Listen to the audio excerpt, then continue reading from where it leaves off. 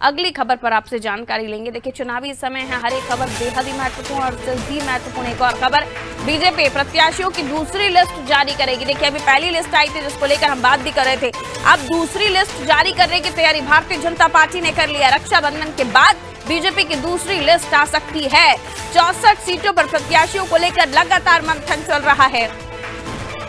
दिल्ली में केंद्रीय चुनाव समिति की बैठक होगी। बैठक के तुरंत बाद ही सूची भी जारी कर दी जाएगी। तो बीजेपी प्रत्याशियों की दूसरी लिस्ट जारी करने जा रही। रक्षाबंधन के बाद भारतीय जनता पार्टी की दूसरी लिस्ट आ जाएगी। हालांकि इस लिस्ट में कौन से वो नाम होंगे, किस रणनीति के तहत अब ये दूसरी लिस्ट तैयार की जा रही है। देखिए, पहले में तो जैसे हम बता भी रहे थे कि 39 उम्मीदवारों की लिस्ट, लेकिन उन जगहों पर उम्मीदवारों का ऐलान हुआ जहां पर कोई जोखिम नहीं था, यानी खोने के लिए कुछ नहीं था।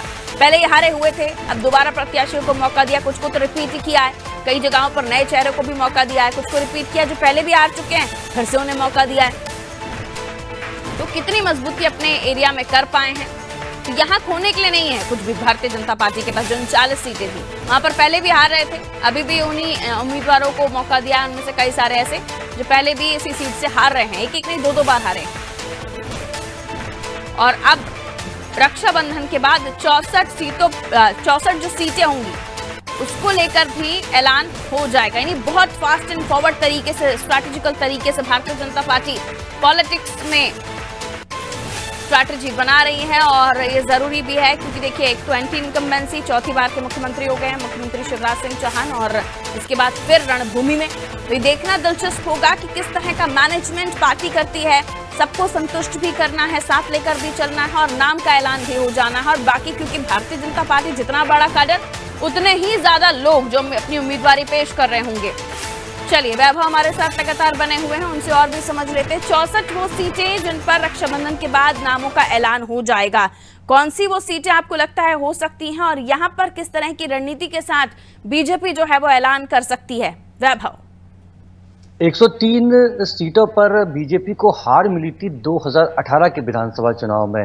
तो जब से हमने देखा कि अमित शाह ने मध्य प्रदेश के चुनाव की बागडोर संभाली, तो सबसे पहले हारी हुई सीटों पर ही चिंतन मनन किया।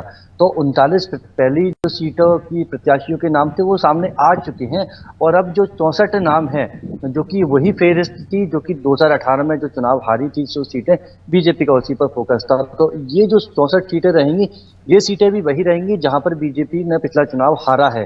तो अब इन सीटों को लेकर चूंकि अमित शाह ने यही स्पष्ट कहा था कि इस बार जिस तरह से हम बीजेपी को बढ़ता हुआ देख रहे हैं कि इस बार टिकट देने के पीछे कोई क्राइटेरिया नहीं है। इसके पहले के चुनाव में हमने कई क्राइटेरिया देखे हैं कि नेता पुत्र को टिकट नहीं दिया जाएगा, जो हार रहा है प्रत्याशी उसे टिकट नहीं दिया जाएगा, उम्र का भी एक क्राइटेरिया था। लेकिन इस बार कि जो विधानसभा चुनाव हो रहे हैं, जो टिकटों का बंटवारा हो रहा है, वहां पर बीजेपी केवल जीतने वाले प्रत्याशी पर ही फोकस कर रही है। चाहे उसकी उम्र ज्यादा हो, चाहे वो मंत्री पुत्र हो, नेता पुत्र हो, चाहे वो कांग्रेस से आया हो प्रत्याशी हो, इस बार बीजेपी का केवल एक ही क्राइटेरिया है कि उसे इस विधानसभा चुनाव में एक बार फिर से कमल खिलाना है।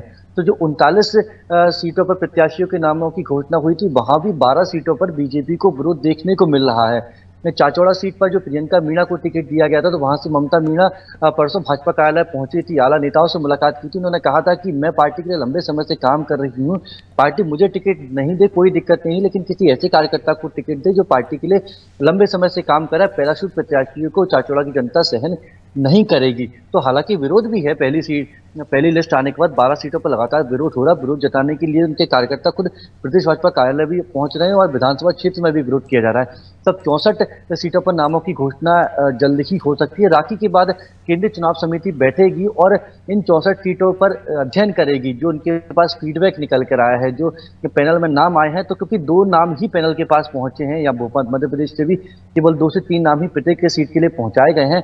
और उसके बाद जब समिति की बैठक होगी और उसके बाद ऐसा लग रहा है कि राखी के 2 से 3 दिन बाद दूसरी सूची भी बीजेपी की आ सकती है। बिल्कुल, ऐसे में देखना दिलचस्प होगा कि अब ये पार्टियां चुनावी समय में कार्यकर्ताओं के बीच में उम्मीदवारों का चयन करती हैं और आने वाली सिचुएशन को भी संभालती हैं। ये कैसे कर पाएंगी? लौट रही हूँ आपके पास वैभव, अगली खबर पर आपसे बात करूंगी। तो देखिए, लगातार जो है अब खासतौर पर बीजेपी की हम बात करें तो खुद अमित शाह जी इस पर पूरी तरीके से नजर बनाए हुए हैं, और क्या टिकटों को बंटवारा किस तरह से हो रहा है, तमाम चीज़ों पर जो है वो ध्यान रख रहे हैं। लेकिन 66 सीटें और भी कई हैं, 230 विधानसभा सीटें हैं, सब पर सबकी नजर।